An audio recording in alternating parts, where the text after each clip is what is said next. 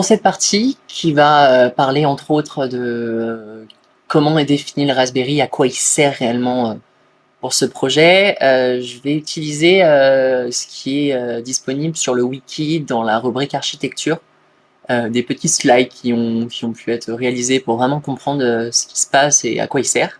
Donc, le Raspberry, qui est pour rappel sur chaque nœud, donc chaque nœud a un Raspberry, permet entre autres de choisir une interface pour visualiser sur l'écran tactile. On a la possibilité de créer des graphiques avec SSH Git, donc c'est lui qui fait les graphes. On a la possibilité d'effectuer des transferts de données protocole MQTT, donc ça c'est automatique dès le lancement du projet Open sur le Raspberry, et ce Raspberry là, il est connecté pour, je le rappelle, hop là, en protocole USB au DSP, permet de récupérer l'ensemble des données et d'agir sur le DSP physiquement. À noter que l'ensemble des algorithmes grid feeding et grid forming sont uniquement sur le DSP, sont pas déportés sur le Raspberry, notamment en ce qui concerne la rapidité de communication. Donc si on rentre un peu plus dans sa partie architecture, donc là je vais utiliser l'API HM qui est présenté dans une autre vidéo, notamment sur l'ordinateur maman, parce que là en ce moment je suis sur l'ordinateur maman. On va se connecter en SSH et on va découvrir à peu près comment est définie l'architecture d'Open sur le Raspberry. Donc pour ce faire, je vais juste voir comment il est défini. Donc on y retrouve le dossier Opens, un fichier CSV. Ce fichier CSV, ça permet le transfert par mail de différents résultats qui ont pu être effectués à l'aide de SSH Git. Et si on rentre dans Opens, voilà, on y retrouve différents blocs. Là, c'est notamment le choix d'allumer des LED, voilà, de le lancer en SSH ou de le lancer de façon classique.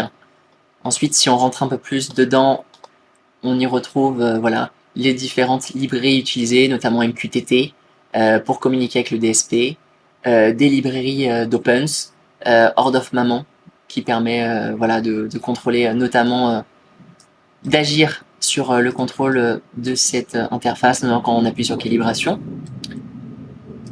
Voilà, et voilà, on a aussi LED, donc ça c'est vraiment spécifique à la version B, qui permet de contrôler sur le devant les couleurs et par conséquent les statuts qui sont présents sur le site d'Opens.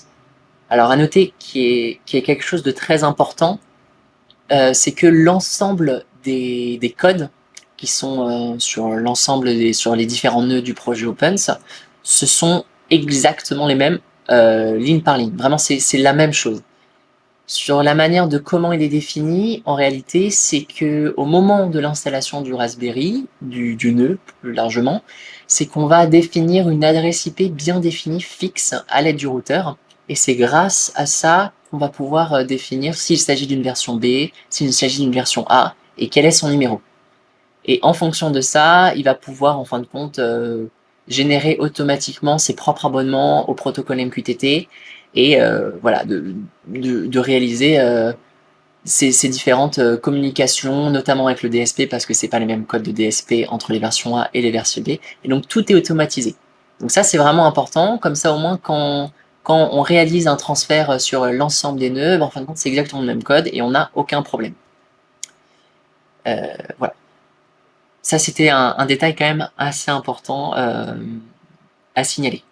Donc là, notamment là, dans notre cas de figure, on a A5, on a un espace LED, alors qu'elle n'a pas de LED, mais elle est quand même importante pour le site web, pour connaître le statut en temps réel.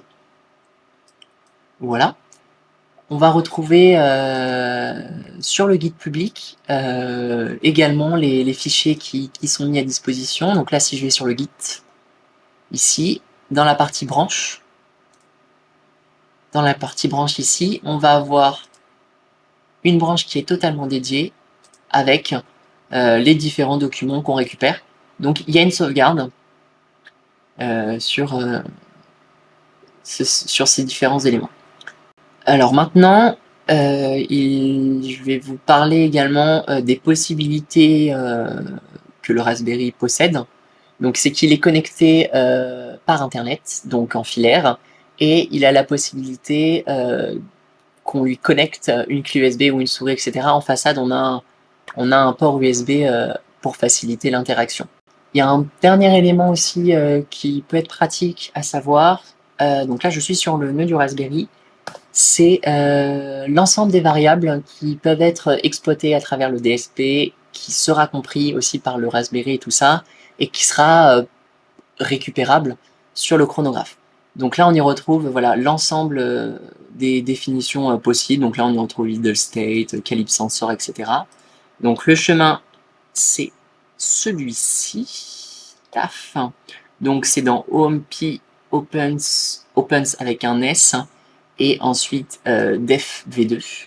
Et donc c'est là où vous retrouverez l'ensemble des dictionnaires qui sont compréhensibles pour le projet.